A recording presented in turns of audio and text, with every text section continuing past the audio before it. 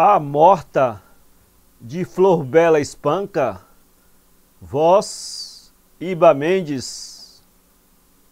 Isto aconteceu, a morta ouviu dar a última badalada da meia-noite, ergueu os braços e levantou a tampa do caixão, desceu devagarinho, circunvagou em redor os olhos de pupila sem luz. Os outros mortos, bem mortos, dormiam pesadamente. Puxou para si a porta do jazigo que dava para a noite. O vestido branco manchou o negrume das sombras. Fúnebres ciprestes, almas de tísicos, bailavam numa clareira uma macabra dança de roda. Avançou lentamente pela avenida soturna, voltando para eles os globos vítreos dos seus olhos sem luz. Parou um momento, clarão no meio de sombras, a ver um pequenino, nu e branco como um mármore grego, que piedosamente se entretinha a encher de lágrimas uma urna partida, onde as pombas viriam beber de dia. Um suicida, escavando a terra com as unhas, procurava o seu sonho, porque se tinha perdido. As estátuas descansavam das suas atitudes contrafeitas. A saudade alisava as roupagens roçagantes e sentava-se com a face entre as mãos, olhando vagamente à noite. Uma musa de curvas sensuais, num túmulo de poeta, cerrava languidamente os olhos e fazia com a boca o gesto de quem beija. Um sapo enorme, de olhos magníficos como estrelas, lançava a sua nota rouca, refastelado num fofo leito de lírios. A morta caminhava num passo de morta, um ciciar de brisa na folhagem. Os sapatinhos de cetim branco mal pousavam nas pedras do caminho. As pupilas sem luz não tinham olhar e viam. A morta sabia onde ia. A morta ia a lembrar-se que os mortos também se lembram. Na solidão do túmulo há tempo e sossego para lembrar. É lá que as virgens tecem as mais preciosas lhamas dos seus sonhos. Para quem saiba ouvir, há vibrações de carnes mortas nos túmulos brancos das que morreram puras, como que um frêmito brando de erva a crescer. A morta ia lembrar-se, sentira num êxtase sobre-humano, num assombro, sair de si numa prodigiosa transfiguração de todas as fibras do seu ser, a pressão de uns dedos quentes que lhe desciam as pálpebras sob as pupilas paradas. Uma boca que ela nunca sonhara tão macia e fresca, roçara-lhe a maciez e a frescura da sua, em beijos miudinhos, cariciosos, castos como aquelas gotas de chuva que nas tardes de verão, infantilmente, recolhia nas suas duas mãos estendidas. Vestiram-na de branco, ungiram-na de branco, envolveram-na numa nuvem de branco.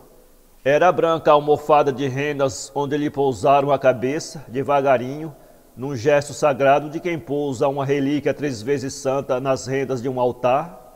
Branco os sapatinhos de cetim, aqueles mesmos que mal roçavam agora as pedras do caminho. Branca a grinalda de rosas de toucar que lhe prenderam a seda dos cabelos. Branco o vestido, o seu último vestido do seu baile. Brancos os cachos de lilás, as rosas e os cravos que eram como as asas da pomba a cobri-la. Branco a caixinha de 7 palmos pequeninos, onde a mãe a deitou como a deitara há anos a fio na brancura do berço. E agora as cartas do noivo, o retrato do noivo, as docíssimas recordações do noivo. E piedosamente, cuidadosamente, não fosse esquecer alguma pétala de flor, algum fiozinho dos seus lindos cabelos pretos, algum pedacinho de papel onde as queridas mãos morenas lhe tinham traçado o nome. Tudo lhe levaram, como uma divina oferta a um ser divinizado. Tudo levou. Parecia que se tinha tornado de repente mais pequenina, mais imaterial, mais acolhedora, para que tudo lá coubesse, para que nada esquecesse, para que nada ficasse a gelar lá fora no frio glacial da indiferença deste mundo, que transe as almas e as coisas, que lhe pusessem tudo, o caixão não pesaria mais por isso, todo o ouro a jorros das suas misteriosas quimeras, todos os fúlgidos brocados tecidos dos preciosos metais, semeados da gema cintilante das suas miragens de amor, todas as altas torres brancas dos seus sonhos, tudo era tão leve que a caixinha de 7 palmos pesava menos que uma pena de colibri. Depois, a tampa da caixinha tombou brandamente entre os ciciados soluços e toda a brancura se apagou, uma noite de luar que se cerrasse sem sombras. E já foi, desceu os degraus da escada, balouçada no seu esquife branco, com a cabeça tonta do perfume das flores e dos seus sonhos de amor encerrados com ela, como se lá estivesse encerrado, numa suprema oferta, todas as primaveras que no mundo tinham de florir depois dela. E lá a deixaram, a vaga que a levara quebrara-se de encontro à praia, e o esquife, barco sem velas, dormia no porto ao abrigo dos vendavais, das medonhas invernias desencadeadas, das outras vagas maiores que se quebravam ao longe, no marulhar incessante no mar alto da vida. A morta podia dormir, a morta podia sonhar. Silêncio, um silêncio feito de fluidos rumorosos, do vago rastejar de um perfume, de um leve vapor de incenso pairando.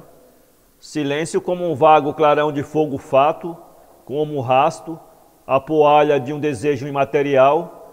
Silêncio em torno da vasta catedral de sombras, onde as sombras vestidas de branco pontificam pelas noites. Os outros mortos ao lado dormiam pesadamente, descansadamente. Um dia tinham pendido os braços num gesto de fadiga e tinham ficado assim pelos séculos dos séculos. A morta viu-os a todos e de nenhum se lembrou. O mundo ficava longe. Começou depois o encantamento, todas as tardes, a hora em que o crepúsculo, todo vestido de glicínias, descia com a doçura de umas pálpebras que se fechassem, o perfume das rosas, dos cachos de lilás, das suas recordações de amor encerradas com ela, fazia-se mais denso, corporizava-se, tornava-se nuvem, unguento divino que a inundava, que a aromatizava toda. Os passos, letras de um poema que ela sabia de cor, mal se ouviam, perdidos ainda no coração da cidade, gritante, alucinada cidade dos vivos. Mas agora vinham mais perto, distinguiam-se melhor, eram mais arrastados, tateavam o chão, tomavam posse das pedras do caminho da silenciosa cidade dos mortos.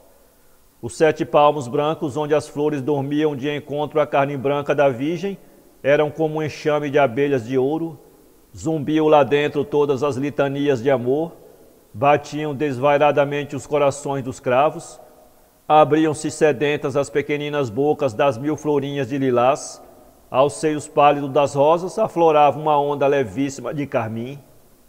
A mão do noivo empurrava a porta do jazigo, os outros mortos ao lado não o sentiam entrar, braços pendentes num gesto de fadiga, tinham ficado assim pelos séculos dos séculos. Entre o vivo e a morta o diálogo era de uma sobre-humana beleza. Essências de almas, as almas tocavam-se e era tão cândido e tão profundo aquele choque que as misteriosas forças desse fluido criavam outros fluidos, sopros, hálitos de almas, desses que os predestinados sentem às vezes passar como asas invisíveis roçando um rosto na escuridão. Diálogo em que as bocas ficavam mudas, em que os sons eram imateriais e os gestos intangíveis, e o perfume, que é a alma dos sentimentos, não era mais pesado que uma essência de perfume. O vivo e a morta falavam, e o que eles diziam não pode entender os vivos, nem talvez mesmo os outros mortos, aqueles que ao lado dormiam pesadamente, braços pendidos num gesto de fadiga pelos séculos dos séculos. O perfume agora era mais brando, narcisava-se, palpitava ainda como um rufiar de asas cansadas ao chegar ao ninho.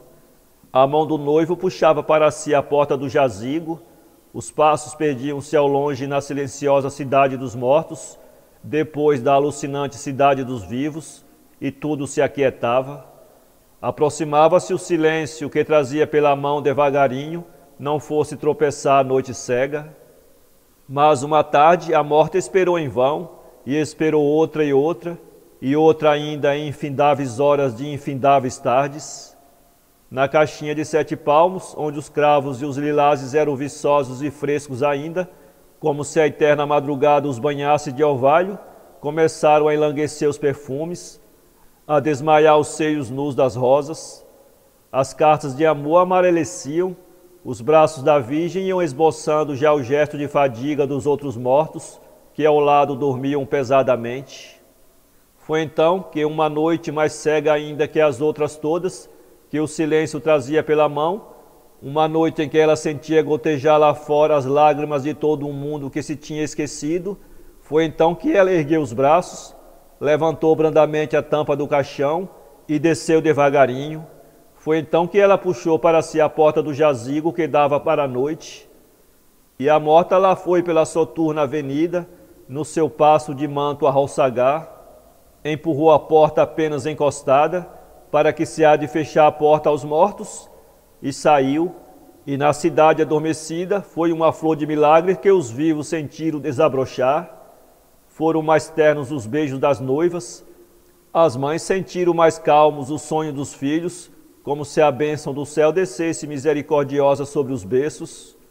Os braços das amantes ampararam melhor as cabeças desfalecidas, e os que estavam para morrer tiveram pena da vida.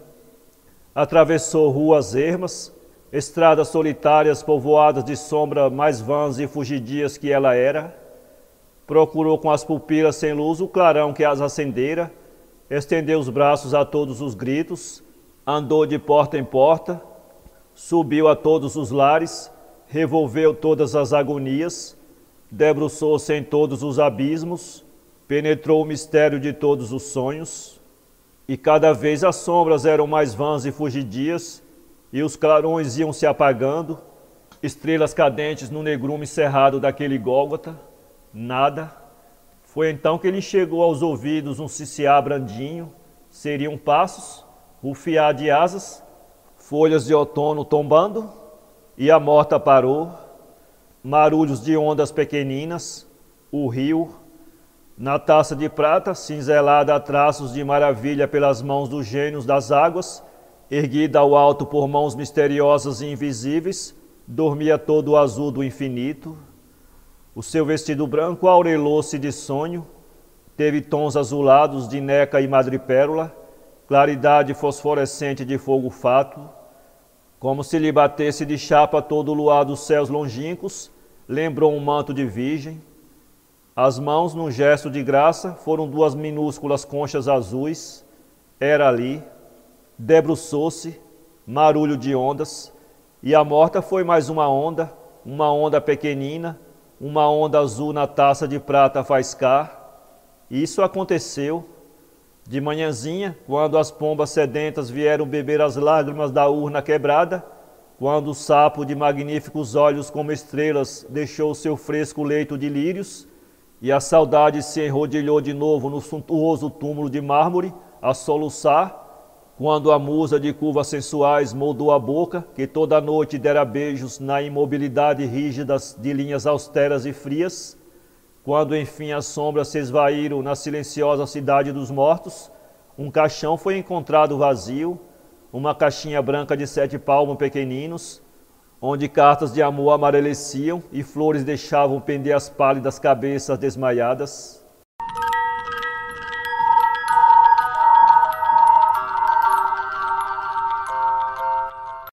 Para ler este conto, acesse www.poeteiro.com